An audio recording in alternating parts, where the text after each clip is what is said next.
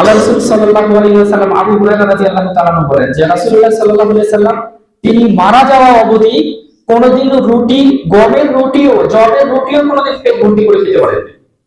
মারা যাওয়া পর্যন্ত জবের রুটি সেটাও পেট ভর্তি করে কোনোদিন খেতে পারেন না। আর আমরা আল্লাহর রহমতে 3 বেলা তো খাবার আছেই যথেষ্ট পরিমাণে, তারপরে চা নাস্তা ইত্যাদি বিভিন্ন কিছু আছে। আজ গোস্ত যদি এখন হয়, পরবর্তীতে আর গোস্ত ভালো লাগবে না, মাছ নিতে হবে। মাছ যদি একবার খাওয়া হয় না, মাছ ভালো লাগতেছে না, তার চেয়ে অন্য কিছু ইত্যাদি চলছে।